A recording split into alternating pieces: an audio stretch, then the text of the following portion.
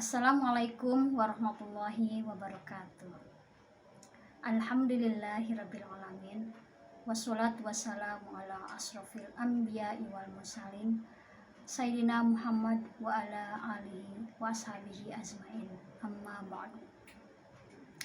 Sebagai manusia yang beriman, marilah kita panjatkan puji dan syukur kehadirat Allah Subhanahu wa taala yang telah memberi kita kekuatan, kesehatan, iman, lahir dan batin, sehingga kita dapat berkumpul semata-mata hanya untuk menghambakan diri pada Allah Subhanahu wa taala.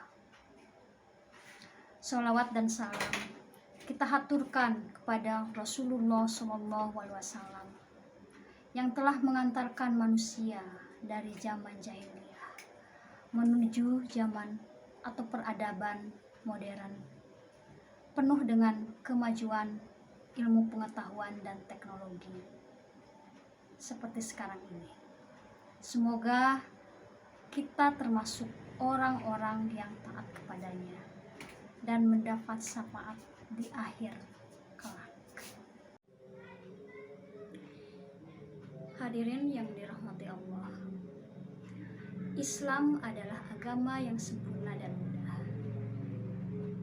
Puasa pada bulan Ramadan merupakan kewajiban bagi setiap muslim. Tetapi dalam keadaan tertentu, seseorang diperbolehkan untuk tidak berpuasa. Siapa saja orang-orang yang diperbolehkan untuk tidak berpuasa pada bulan Ramadan? Yang pertama, musafir. Musafir merupakan orang yang dalam perjalanan sejauh jarak yang dianggap safar. Safar merupakan jarak yang menurut masyarakat setempat sebagai safar atau bepergian. Orang yang sedang bepergian semacam ini diperbolehkan untuk tidak berpuasa. Sebagaimana firman Allah Subhanahu wa taala dalam surah Al-Baqarah ayat 184, barang siapa di antara kalian ada yang sakit atau dalam perjalanan lalu ia berbuka, maka ia wajib mengganti sejumlah hari-hari yang ia tinggalkan pada hari-hari yang lain. Hamzah bin Am al-Aslami radhiyallahu an bertanya, apakah saya berpuasa pada waktu safar? Beliau Rasulullah SAW menjawab, berpuasalah jika kamu mau, dan berbukalah jika kamu mau.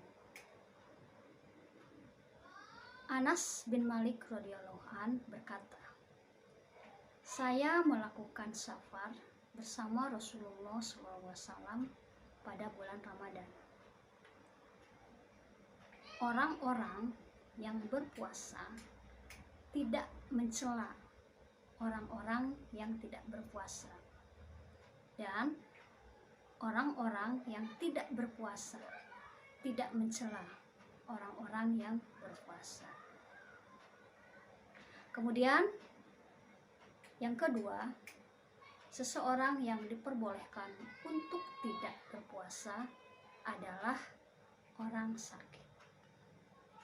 Sakit yang dimaksud di sini adalah apabila ia berpuasa dapat membahayakan dirinya, menambah sakitnya, atau menghambat kesembuhannya. Orang-orang semacam ini diperbolehkan untuk tidak berpuasa. Sebagaimana firman Allah Subhanahu wa taala dalam surah Al-Baqarah ayat 180. Barang siapa di antara kalian ada yang sakit atau dalam perjalanan lalu ia berbuka, maka ia wajib mengganti sejumlah hari-hari yang ia tinggalkan pada hari-hari lain. Allah menginginkan kemudahan atas kalian dan tidak menginginkan kesusahan kalian. Kemudian yang ketiga, yang diperbolehkan untuk tidak berpuasa pada saat bulan Ramadan adalah wanita haid. Ketika ditanya oleh Muazzah binti Abdurrahman, mengapa orang yang haid mengqadha puasa dan tidak mengqadha sholat, Aisyah radhiyallahu anha mengatakan, apakah kamu Khawarij?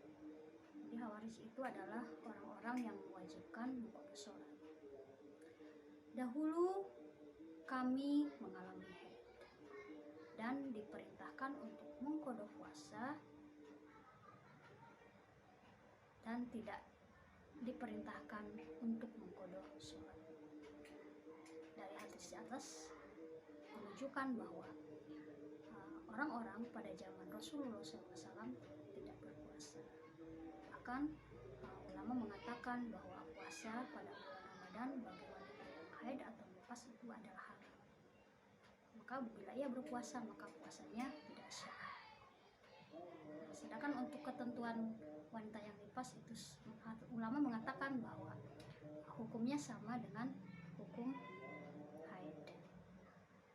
Yang keempat, orang yang diperbolehkan untuk tidak berpuasa adalah orang yang sudah renta. Yang dimaksud di sini adalah orang yang sudah lanjut usia, baik laki-laki maupun perempuan, sehingga ia tidak sanggup lagi untuk berpuasa. Orang-orang yang sudah lanjut usia diberi keringanan untuk tidak berpuasa, sebagaimana firman Allah Subhanahu wa taala masih dalam surah Al-Baqarah ayat 184.